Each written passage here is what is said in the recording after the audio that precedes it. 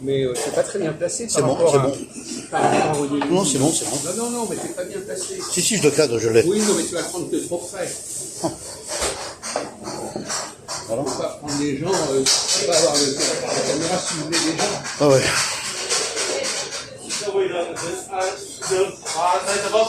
Non, on recommence là. On va pas filmer des trucs comme ça. Parce que ça va m'énerver très, très rapidement.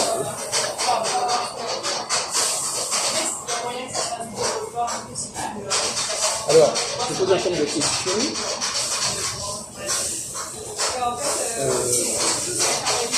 Un individu. Est-ce qu'on peut étudier un individu sur ce qu'il est ou est-ce qu'il peut le citer dans son contexte, dans son milieu? Les deux, mon général. Quand tu rencontres quelqu'un. Oui, je fais les deux. Oui, tu fais les deux. Et je fais les deux, mais pas sur la question de quelqu'un. Mais le problème, c'est pour faire les deux, il faut connaître tous les contextes possibles. Ah oui? Ah bah oui, oui. Si tu ne connais pas toutes les catégories sociales, tu ne peux pas faire les deux. Donc c'est facile à dire ça, mais il y a peut-être des catégories que tu ne connais pas. Ben, je renseigne. Je pose la question. Enseigne. Moi, je suis curieux, je pose la question, je suis curieux, je pose la question aux gens. Moi, je pose la question aux gens plutôt que d'asséner les vérités. Alors, quel genre de questions tu poses? Pas compris. Tu poses quoi comme question aux gens? Je pose la question. Quelle question tu poses aux gens? Mais je les pose par rapport à ce qu'ils me disent et par rapport à ce que je vois de la personne. Oui, mais je répète encore une fois, si tu ne connais pas la société dans sa complexité, tu ne sais pas forcément à qui tu as affaire. Non, mais Voilà, tu ne peux que tu dois te limiter à l'individu. oui, mais tu n'as pas, les clés. Si je peux, je fais une enquête parallèle. Oui, Mais pas forcément pas de la personne. d'accord. Bien. Alors, autre question dans le même genre, on en a déjà parlé, je crois. Est-ce que les gens qui sont trop dans la presse, qu'est-ce que tu penses des gens qui ont besoin de trop de précision? Les gens Qui ont besoin de précision.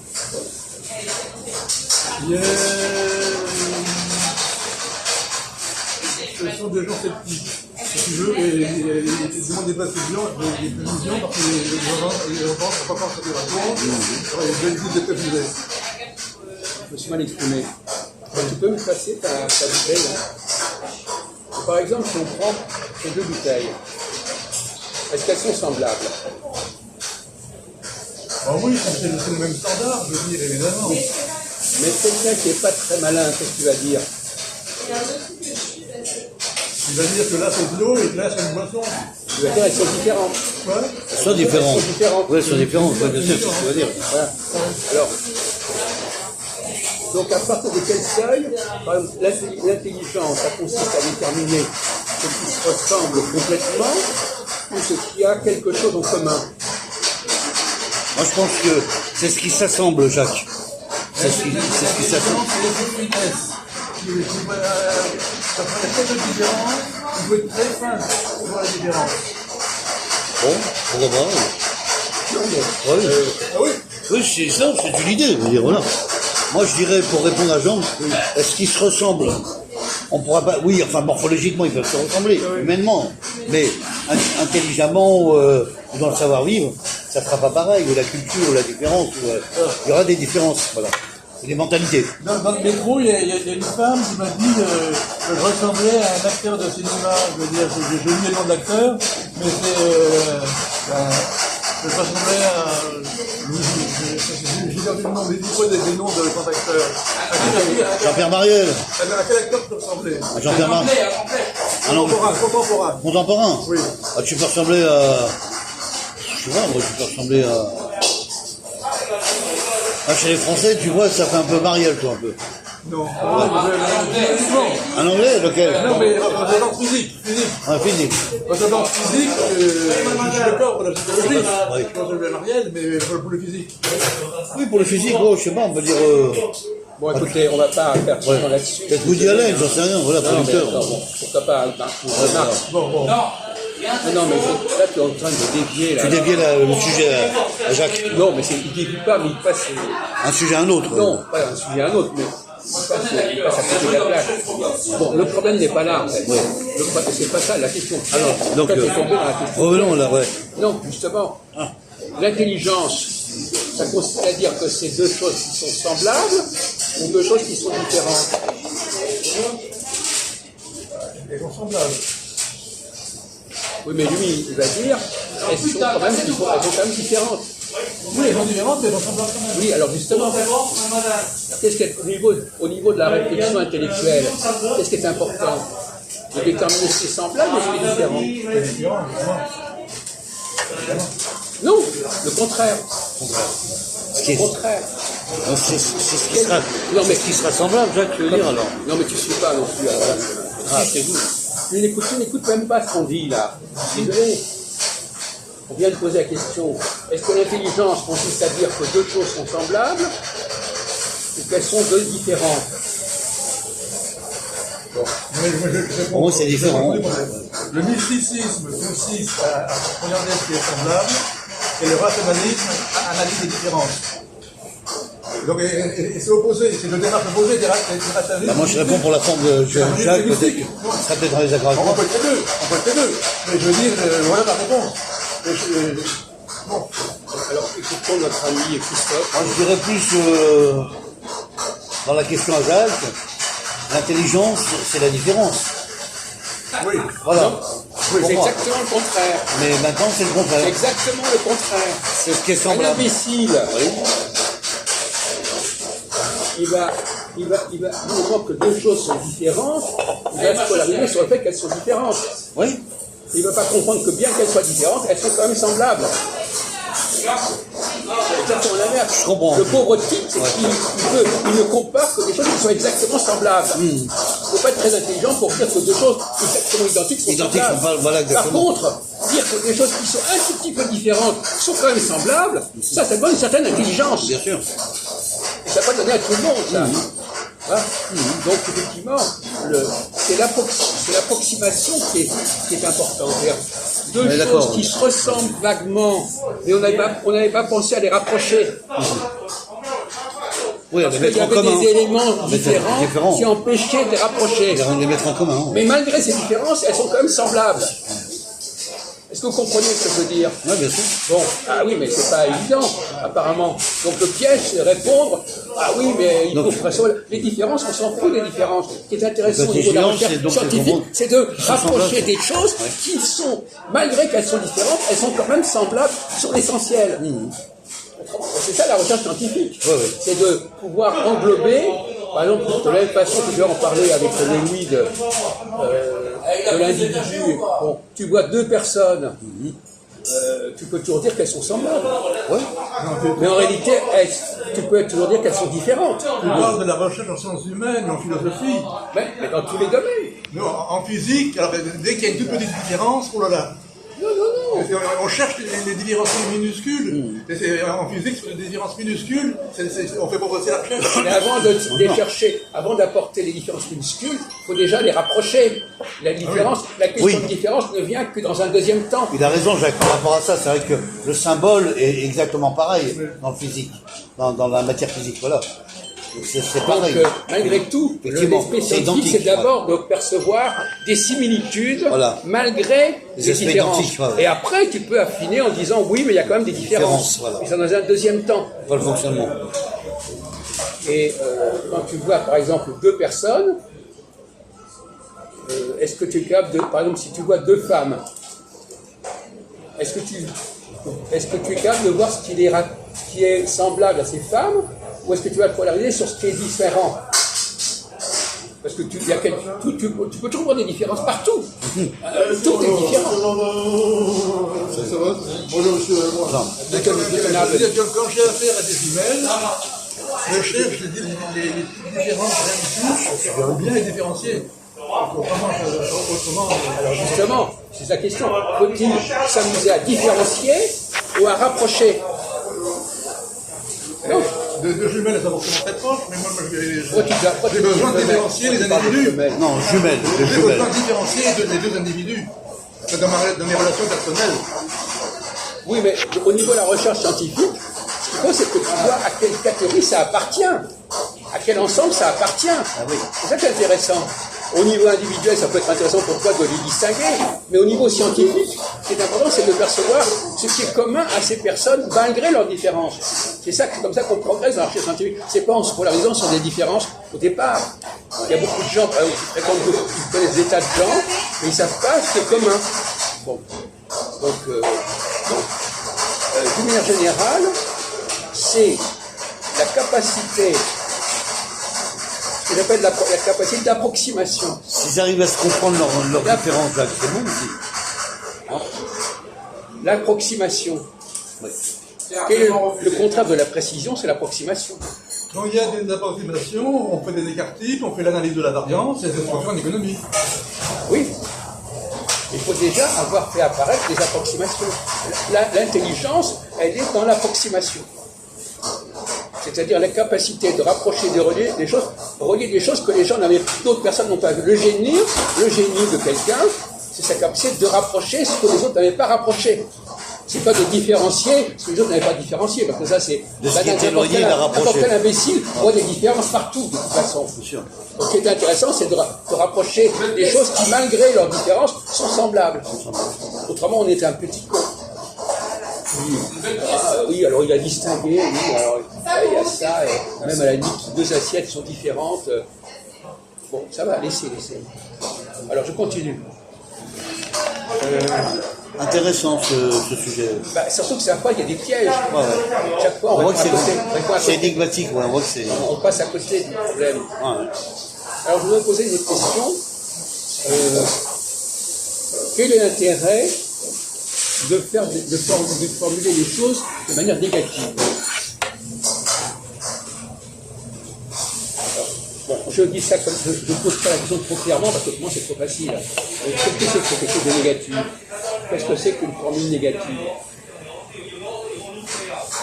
Une formule négative. Oui.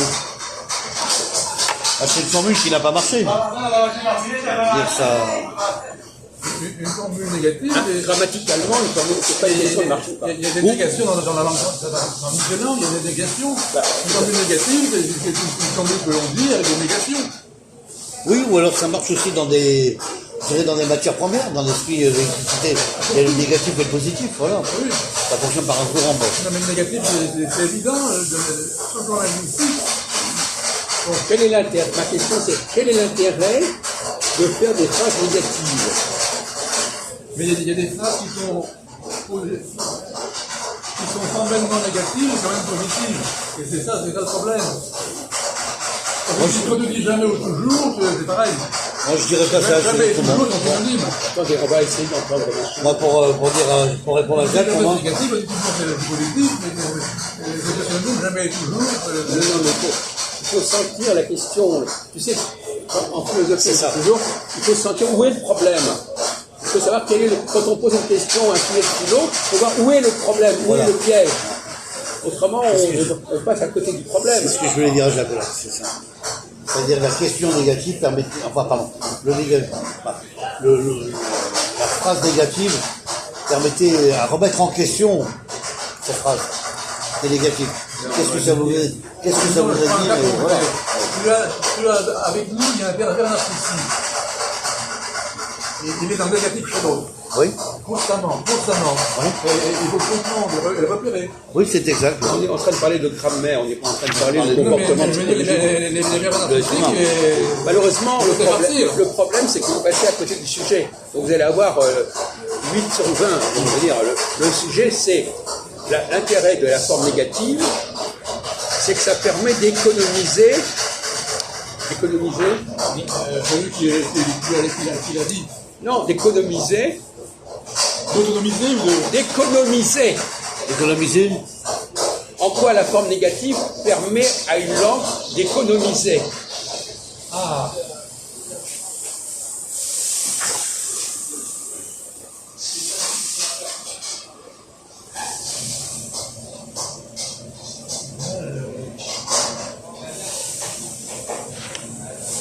Et surtout la langue écrite, la langue parlée, surtout aussi bien la langue écrite que la langue parlée. Si une réflexion négative est bien placée, permet de faire taire un con. On parle de grammaire. C'est l'économie, ça. Là, il parle de grammaire. Non. Si je dis par exemple, bon, je vais vous mettre sur la voie, mais à ce moment-là, c'est trop tard, vous avez perdu déjà. Je dis possible. C'est la forme négative, voilà, Métèque. Impossible. Impossible, c'est la forme négative de possible. Oui. Quelle est l'économie? Au lieu de dire impossible, qu'est-ce que je pourrais dire?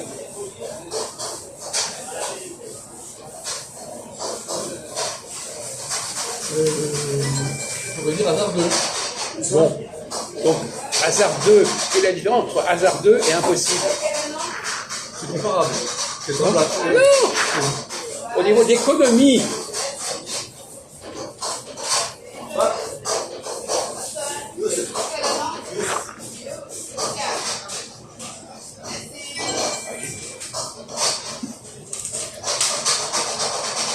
impossible, ça dérive de possible. Oui. Donc c'est le même mot. Oui. Et L'impossible là, et l'impossible. c'est un autre mot. Oui. Donc l'économie, c'est quand tu dis le même mot. Ouais. Là, Oui, t'as pas compris ce truc-là. Si j'emploie une forme, si je dis par exemple, au lieu de dire il est bête, je dis il n'est pas intelligent, ben, j'emploie le mot intelligent dans deux sens différents. Donc je fais de l'économie. Puisque j'utilise un minimum de mots, mais en mettant des négatifs, je double mon vocabulaire. Au Et départ. voilà ce qu'on voulait que tu répondes. Départ du mot, c'est Et ça. ça, t'as pas appris. Grammatuel. T'as pas appris. T'as pas appris. C'est-à-dire qu'effectivement. Indécis, inséparable. Quoi? On va dire par exemple, indécis, inséparable, des mots comme ça. On peut rajouter. c'est à partir du moment où- Indésirable, etc. Voilà. Ah oui, par exemple, si J'ai compris, oui. Voilà.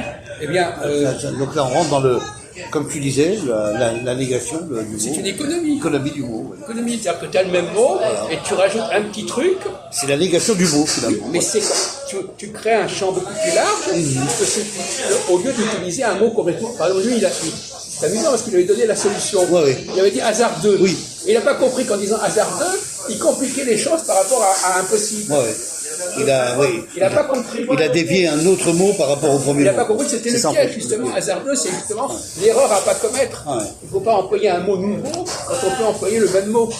Bien sûr. Est-ce que tu sais que c'est qu'une litote? Une litote. Ah, pas du tout. D'accord.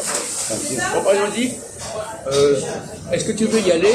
Ouais. Pas vraiment. Pas vraiment. Pas vraiment.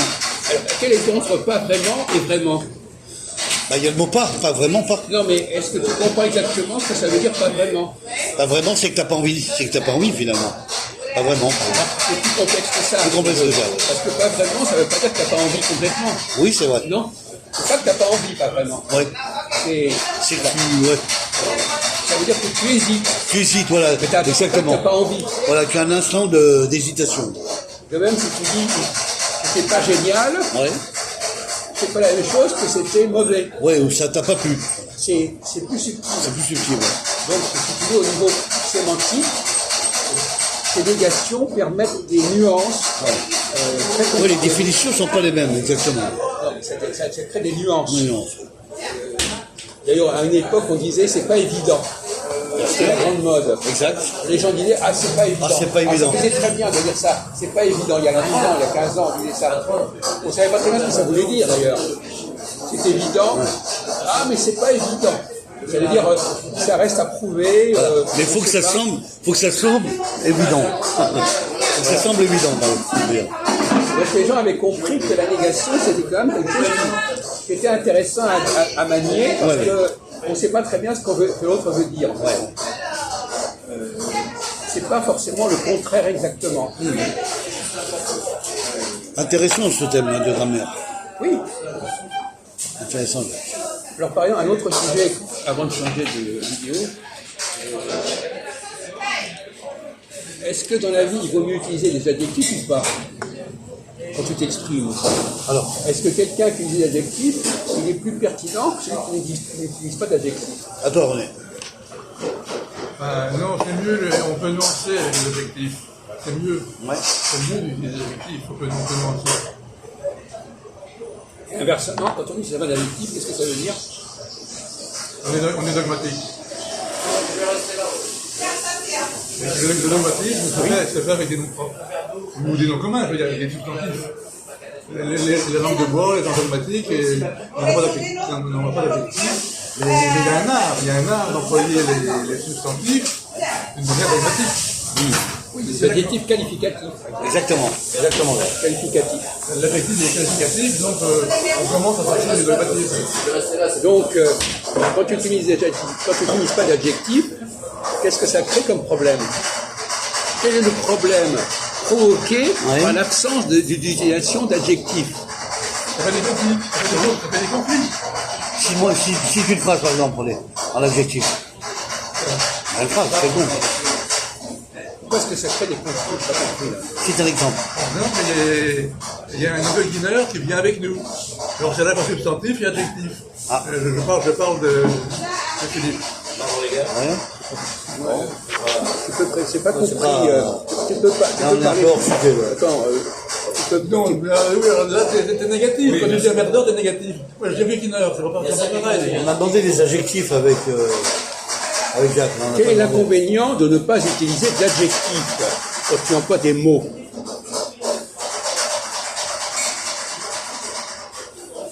Bonjour.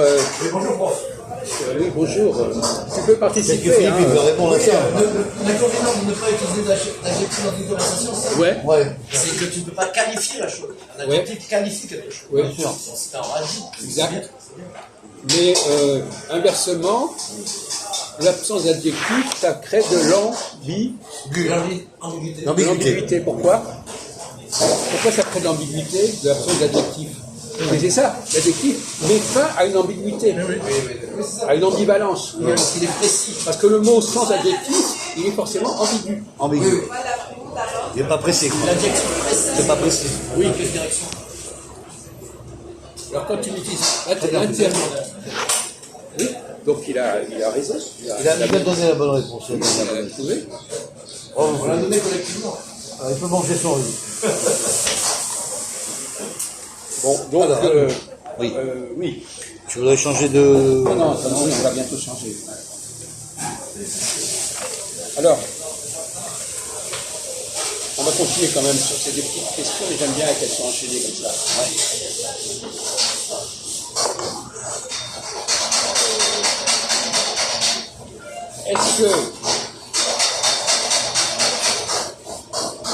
Est-ce qu'il est important de savoir ce qui est normal?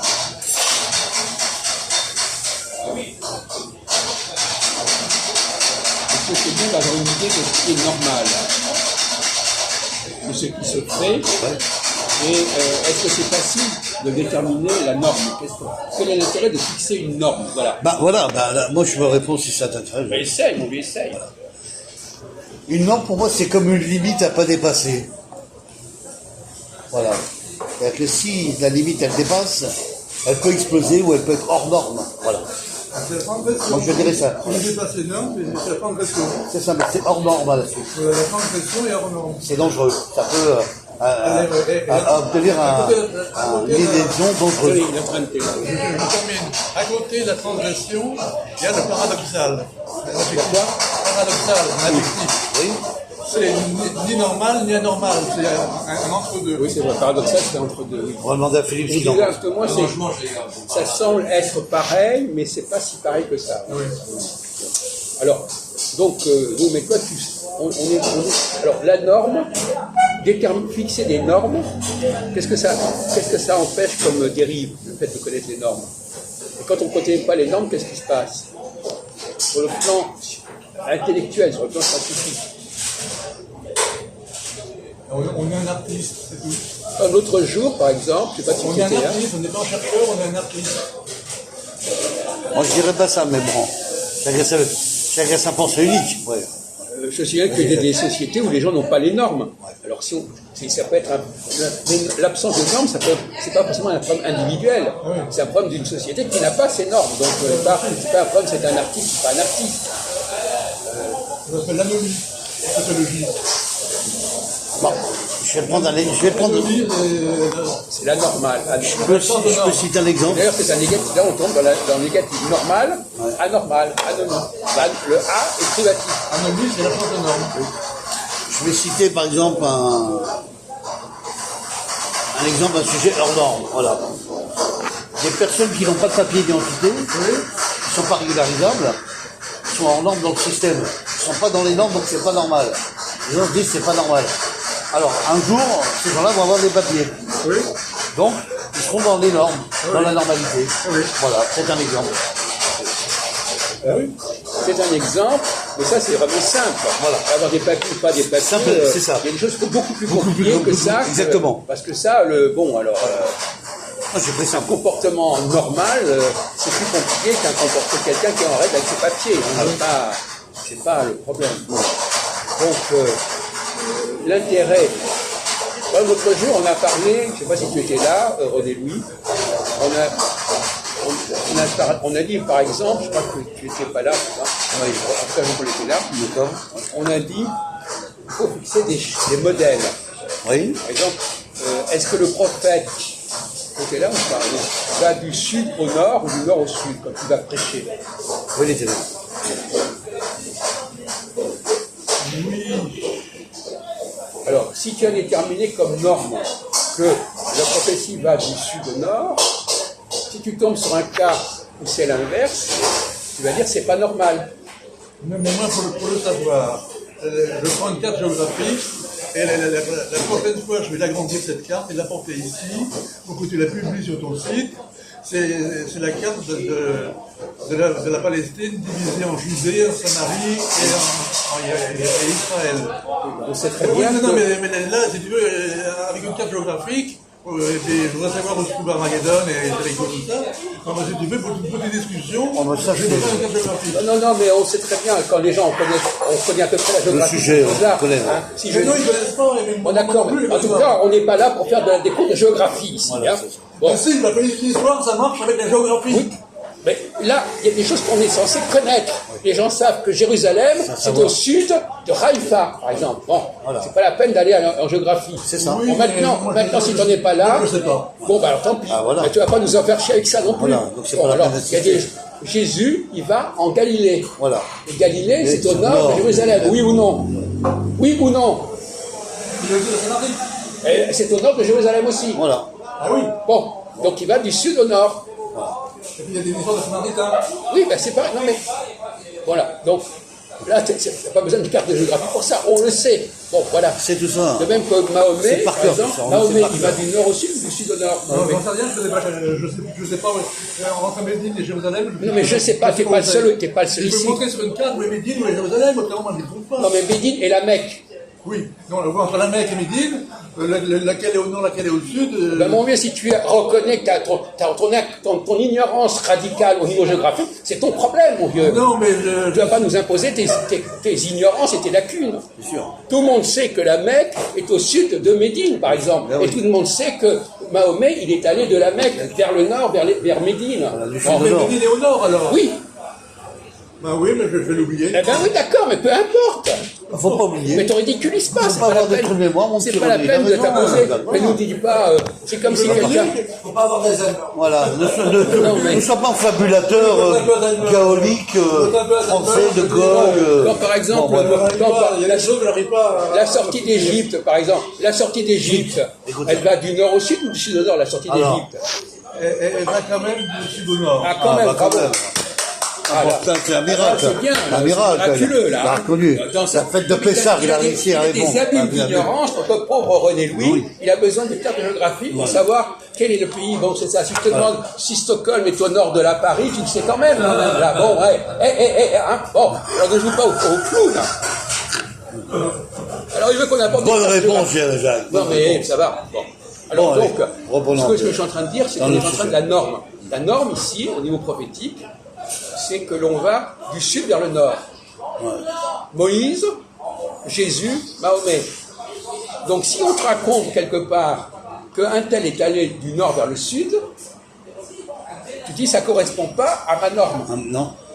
C'est Et pas, donc, quelle question tu as le droit de te poser? pas dans les normes religieuses, c'est sûr. Quelle question tu peux te poser quand ça ne correspond pas au schéma que tu as posé sur plusieurs cartes? Allez, On se pose des questions. Quoi? On se pose des questions. Oui, on se dit qu'il y a peut-être quelque chose qui Il y a un loup, il y a un loup. Voilà, Il il y a un loup. Donc on te dit, attendez-moi, ce que vous êtes en train de me raconter, ça ne correspond pas à mon schéma et à mes normes. Ah, ouais. C'est ça. Par exemple, si on dit que Jésus est venu pour les gens qui sont à Jérusalem, c'est pas la même chose pour dire que Jésus est venu pour les Samaritains, par exemple. Et donc là, tu vas te dire, attendez, moi, je suis désolé, dans mon schéma, moi, les gens qui vont du sud au nord. Donc quand vous me racontez qu'il y a quelqu'un qui est allé du nord au sud, ça me paraît douteux. Voilà, c'est ça que je voulais dire. Donc, de manière générale, si tu n'as pas une question des normes, par exemple, un étranger, un étranger qui vient à Paris. Bah, je vais faire un peu rigoler, Jacques. Je trouve que, par exemple, la guerre entre les Gaulois et les Romains, elle a été faite dans le Nord, par exemple, voilà. Le nord de la France. Bon, bref, c'est un détail. En plus, c'est possible. Bon, d'accord. Voilà. Mais un étranger, est-ce qu'il a une connaissance des normes, l'étranger? Non. Non. Et donc, Il a besoin d'une assimilation. Il a la connaissance des normes de son pays d'origine. Ah oui, ça c'est sûr. Ça, c'est sûr. C'est sûr. Non, mais là, sur un autre pays, on parlait. Une intégration sur le pays. On est tous là, c'est certain. Alors, à partir du moment où tu ne connais pas les normes, qu'est-ce qui peut t'arriver? D'être en infraction. Il y a des choses que tu n'es pas capable de détecter. Oui, de maîtriser, de détecter, bien sûr. Hein. Par exemple, un étranger, il voit des choses qui lui paraissent, il ne voit pas où c'est anormal, mais pour quelqu'un qui est du lieu, il dit c'est anormal. C'est-à-dire, celui qui ne connaît pas les normes, l'étranger qui ne connaît pas les normes peut se faire plomber. Il ne repère pas ce qui est anormal. D'accord. Oui, mais enfin, il va quand même s'adapter, s'intégrer, à rentrer dans les normes du pays, carrément, directement, quoi. Voilà, à condition qu'ils les connaissent. qu'ils les connaissent, voilà. Et ça, c'est pas donné à tout Qu'on le lui monde a de connaître les instruit, normes. s'il arrive à comprendre, bien sûr. Voilà. Parce que quand tu imites quelque chose, Ah oui. on va terminer là-dessus sur cette question. Ah oui. Qu'est-ce que c'est que le problème de l'imitation? Quel est le problème quand tu imites quelque chose? Quel est ton problème? Bah, tu copies sur la personne. Et quel est le problème?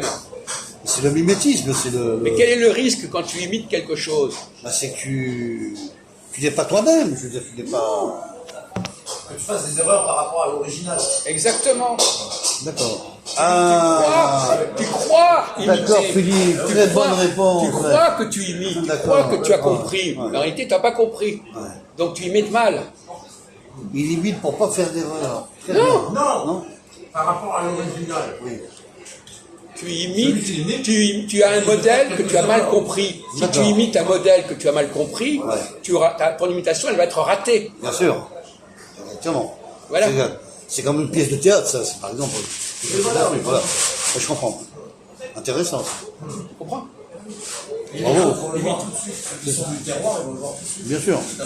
Tous ceux qui sont dans le terrain, ils voient tout de suite qu'il y a une erreur quelque part. C'est ça, une faille. Par exemple, quand tu empruntes à quelqu'un, souvent les gens, ils imitent mal. Donc ils sont une sorte de caricature, ils ressemblent vaguement à quelque chose. On retombe dans le problème de la ressemblance de tout à l'heure. Ils croient ressembler à leur modèle, en réalité ils ressemblent de manière très, très partielle. Très peu, très minime, on va dire. Alors pour terminer minime. sur ce point, quel est l'inconvénient d'une mauvaise imitation ou d'un mauvais emprunt? Mais une mauvaise imitation, c'est que la personne n'a pas compris, enfin, qu'il n'a pas été... Quel est bon, d'accord. Bon, est-ce que vous pouvez ajouter? Non, ben, d'accord. Ouais. C'est que les gens en face, ils connaissent l'original, et qui sont du pays, par exemple, ils peuvent mépriser les gens mépris. Aussi, ouais. Non, je veux dire, tu peux te faire démasquer comme espion. Ça aussi, un rejet du groupe. Un rejet aussi. Le type Tu es porté du groupe, mais tu es mentalement, si tu veux. Donc, mentalement, tu es dans le groupe, mais par contre, écoutez, tu n'es pas, tu peux poliment, tu es dans le groupe, mais les gens, Ah oui, ça fait... ils disent, il est toqué, Donc, en fait, t'es pas dans le groupe. il est toqué. Ouais. Rejet du Il groupe. T'exclus. est toqué au fêlé, je dis, bon. Ah oui. Il peut y avoir rejet. Sauf que ce qui peut être amusant, c'est quand un groupe lui-même imite un autre groupe. À ce moment-là, les gens qui imitent mal, ils sont quand même ensemble. Donc c'est un groupe qui lui-même, collectivement, imite mal. Et donc il se crée un collectif à lui-même. Par exemple, un nombre d'étrangers qui imitent mal, eh ben, ils vont créer une norme à eux. Oui, oui, c'est Une ça. norme à eux qui ne sera pas la bonne, mais qui sera celle du groupe en question. De leur groupe. Oui. Ah oui, carrément, c'est ça. Et que la mauvaise imitation peut devenir une norme. Voilà, c'est ça. Ah, ouais. Ah oui. Si tout le monde est d'accord sur la mauvaise imitation, ben, ça devient une norme. Donc je réponds que ça sera deux normes différentes finalement. Ah bon, là, ouais, d'accord. Ce sera une sous-norme. C'est norme, ouais, exactement. C'est comme les Antillais qui imitent les Espagnols.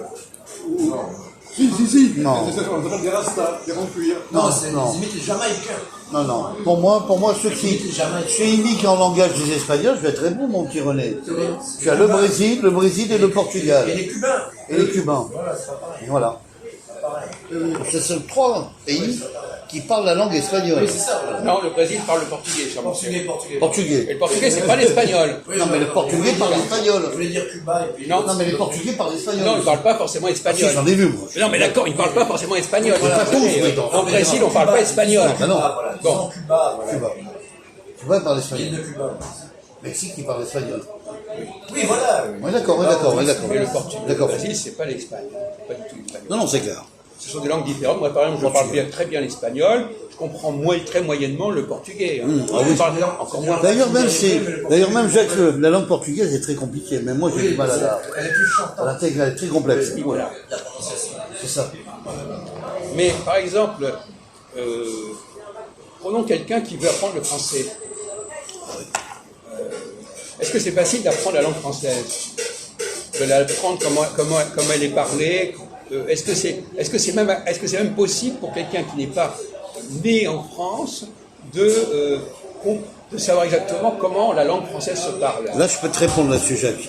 Oui. Parce que j'ai parlé avec certains étrangers, justement, venus des pays d'extérieur, Philippe, et qui parlent le français, qui m'ont dit, moi, je savais, monsieur, c'est plus facile pour moi de parler français que de l'écrire. L'écrire est plus compliqué. Voilà. Dans des bars comme ça, tu vois. Et alors donc, effectivement, pour les étrangers, c'est plus facile oralement, verbalement, d'écouter l'autre et d'apprendre comme ça de l'écrire. Non, c'est exactement l'inverse. Ah bon? Ah oui, c'est exactement l'inverse. Un étranger parce que la langue écrite, finalement, tout le monde peut la comprendre. Oui, Puisqu'il n'y a pas besoin de la parler une langue.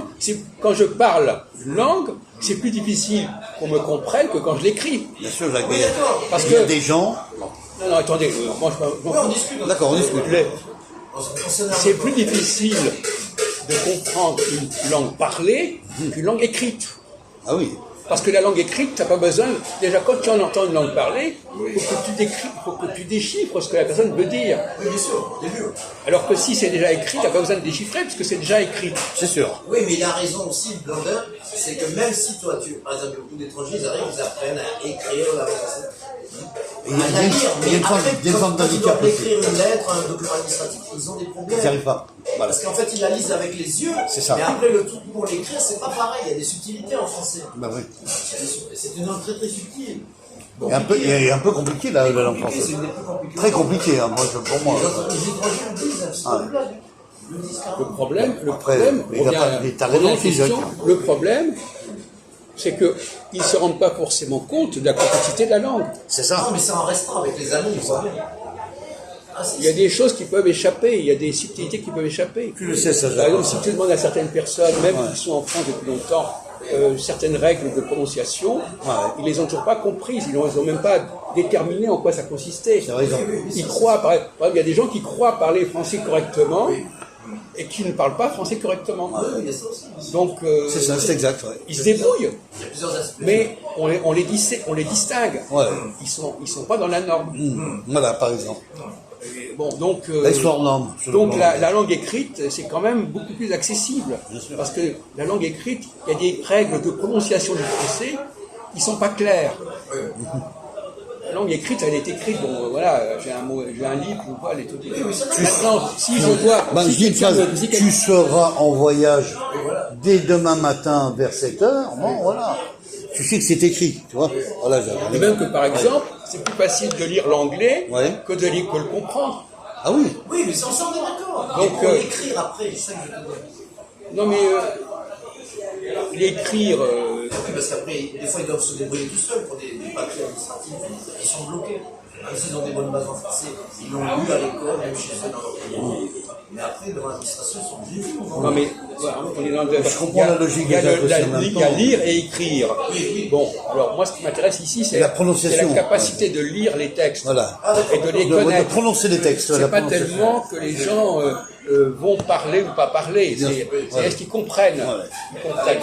Alors, la lecture, on comprend beaucoup mieux un français à la lecture que quand quelqu'un parle. Ah oui, c'est d'accord. Voilà. Donc le type, il a appris à lire le français. Il arrive en France, il comprend plus rien. Ah oui. Parce que la façon de parler le français, on lui a pas appris. Il y a les accents différents de chaque région. Oui, enfin, je veux dire qu'il est dépassé. Mais par contre, si on le laisse à son niveau de l'écriture, bon, ça va. Ouais. Il s'en sort très bien. Il s'en sort. Oui, mais faut pas. C'est pour ça que les étrangers à Paris, tant qu'ils sont dans la lecture des textes, des programmes, des papiers, ils s'en sortent. C'est vrai. Mais s'ils commencent à parler avec les gens, alors là, ils sont perdus. Ils sont désorientés. Ça, il fait aussi ça. Hein.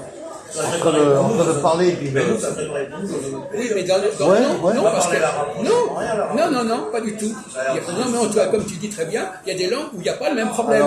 En espagnol, par exemple, c'est beaucoup plus. En espagnol, il n'y a même pas le problème. Il n'y a pas le même problème. Parce que la langue espagnole, elle est très proche de l'écrit. Voilà. Moi, je sais que Victor. Et donc, il n'y a pas de liberté particulière en espagnol. Jacques Victor et moi, on parle arabe ensemble. On arrive à comprendre. Non, le Martiniquais. Oui. Le Martiniquais. Non, le petit juif là. Oui, je le connais. C'est Farad de Tunisie. Et donc, Victor, on parle ensemble arabe, on se comprend, mais on arrive à dire même des conneries, on se marre. Oui, mais vous n'avez pas des notions d'arabe. Non, mais les autres musulmans, ils entendent, ils rigolent avec tout. Mais tu me dirais, Christophe, je te demande d'écrire l'arabe. C'est impossible pour ça. Si tu vas la comprendre. Mais il faut des études, il faut, voilà. Non, mais ça attends, se déchiffre après, hein. Ça s'apprend comme tout. Comme toute langue après. Non, mais on sait ça, c'est très bien. Oui. Dans la question, c'est que le français, c'est pas comme l'espagnol ou comme l'italien. Non, c'est vrai. Pourquoi? Eh bien, parce que c'est pas. Je te dis que c'est pas la même langue, on est bien avancé, hein. Non, c'est la même langue. Non, c'est pas la même langue, mais qu'est-ce qu'il y a de différent entre l'apprentissage de l'espagnol et de l'italien et l'apprentissage du français? Au niveau de la parole, au niveau de parler. La prononciation, alors. Non, mais en quoi il y a une différence? Est-ce que c'est plus compliqué de comprendre l'espagnol que de comprendre le français, par exemple? L'espagnol est plus facile à comprendre. Oui, voilà. Ils parlent mieux. Comment? Les Français parlent mal. Ah non, mais il ne s'agit pas de parler mieux ou mal, c'est pas le débat. C'est une sonorité, je veux dire, de l'espagnol, de l'italien, qui permet de les comprendre. Alors en anglais, il n'y a pas la sonorité, je veux dire. Ils ont dû comprendre les anglais, il n'y a pas la sonorité. Ouais, d'accord. Eh oui. C'est une question de sonorité, il dit. C'est une sonorité aussi. Non, je ne sais pas ce que je voulais dire, c'est que l'élite parle comme elle écrit.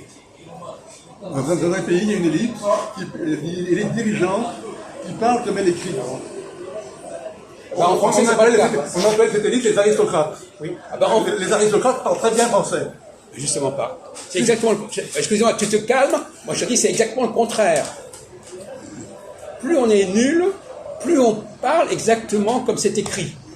Et plus on est au-dessus, plus on prend des libertés avec l'écriture.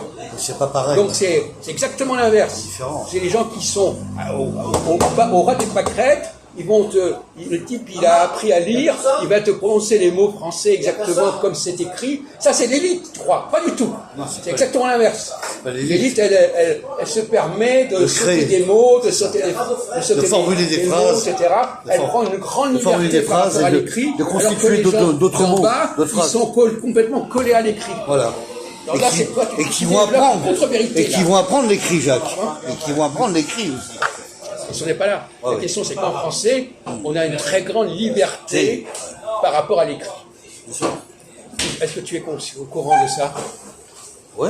Alors, dis-nous, donne-nous des exemples de liberté par rapport à l'écrit. De liberté. Oui. Bah, c'est-à-dire que tu peux. Bah, il y a des mots que tu fais en plus long et puis des mots en plus Mais court. donne-nous des exemples. Dans la langue parlée, courante. Bah, approvisionner, approvisionnement. Voilà. On n'en parle pas de ça. Ouais, mais c'est quand même des mots qui ont été rajoutés par les Écritures. Mais non, non, je suis désolé, c'est pas ça. Alors, est-ce que tu as des... Notre ami, Quelle est la question précise? la question, c'est quels sont les exemples de liberté que nous avons par rapport à la langue écrite en français? Et qui fait que parfois les étrangers sont perdus parce qu'ils ne reconnaissent pas nos façons de parler par rapport à l'écrit. Des fois, on fait des ellipses, des raccourcis, par exemple. Oui, mais donne-nous des exemples, s'il te plaît. Parce que c'est exactement ça. Mais il faut en donner des exemples, parce qu'apparemment, ils n'ont pas compris. Si, ils ont. Non, on demande à des Français de nous donner des exemples, ils n'en connaissent pas. Alors qu'il y en a des milliers. Ce qui prouve qu'aujourd'hui, même les Français ne connaissent même pas leur propre langue.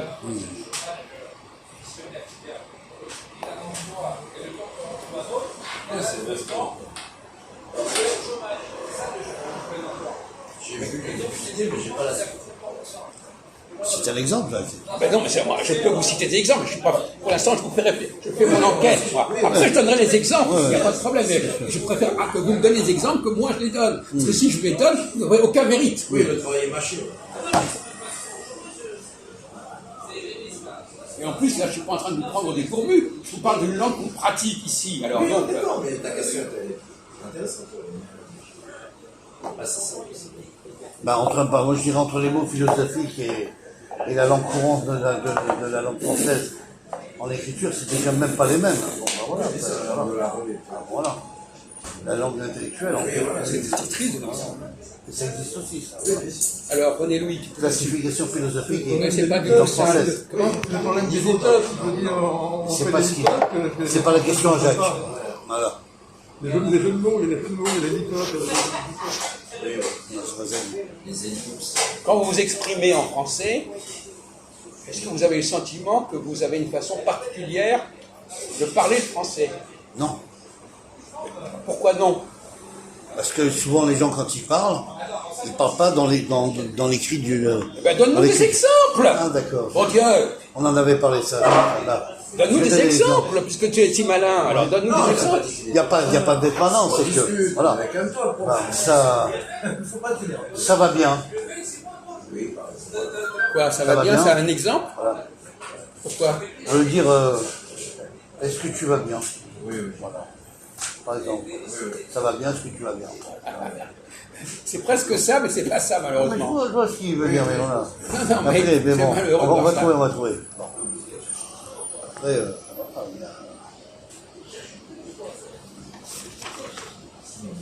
alors dire, je vais là-bas, au lieu de dire, j'irai là-bas. Mais non. Voilà, je vous écris un truc. Je vous écris pas un de la truc comme ça. grammaire, ben. Voilà. Voilà.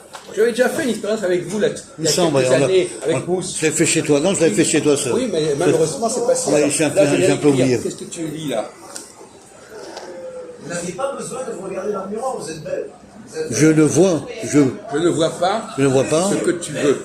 je ne vois pas ce que tu veux. Bah, ça se voit. On a voir, là. Mais c'est dans le respect. Bon, je ne vois pas ce que tu veux. Je ne vois pas ce que tu veux. Alors, quelle est la façon de prononcer cette phrase? Patron, il y a quelqu'un. Je sais pas s'ils sont en pause. Je ne vois pas ce que tu veux. Ils sont au fond, là. Oui. Alors, qu'est-ce que tu dis quand tu dis ça? Qu'est-ce que tu as fait? J'ai supprimé des mots. Quel mot tu as Commandez un supprimé? truc. Ah, bah, c'est ça. Alors j'ai supprimé, Ah ouais, la patronne est là. je ne vois pas. Donc je ne vois pas. Le nœud déjà on n'entend plus. T'avais pris un thé, Mathias. Et ensuite, Je suis là, on parle pas tout de suite. Ce que tu ce veux. que tu veux, ce que tu veux. Voilà. Donc le ce, Le problème, c'est qu'on avait déjà parlé de ça. voilà, le ce que, donc le SE, je le fais sauter. Non mais faut qu'il le sache. Vas-y, Je vais le redire à Philippe, voilà. Non, mais C'est bon, non, mais c'est non, mais- on avait travaillé dessus. Mais peu Voilà. importe, justement, c'est intéressant de voir quelqu'un qui n'avait pas travaillé dessus. Je ne vois pas ce que tu veux, Philippe. Oui, D'accord. Alors, quel était le. eh ben, Non mais attends, laisse-le retrouver Mais lui-même. À toi, L'exemple voilà. de ces ellipses, c'est ça que tu Oui, dis. non, mais Alors c'est quoi les ellipses? il y a deux mots qui sautent, en train que Non tu mais ne lui prononces. donne pas la solution, mon Dieu. D'accord.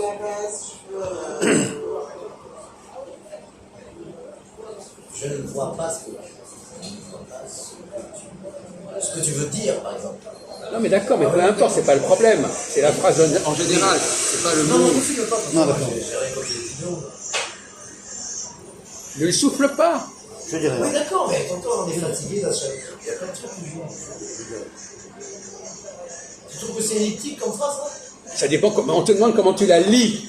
Je ne vois pas On ce te que dit tu pas veux. comment. Je ne vois pas ce que tu veux. Non, Dans ce qui est écrit. c'est- non, mais toi tu la lis comme c'est écrit. Oui. Et tu la lis pas à la française. Ah, d'accord. C'est pas comme ça qu'on parle en français. Vas-y, dis. Mais non, mais c'est.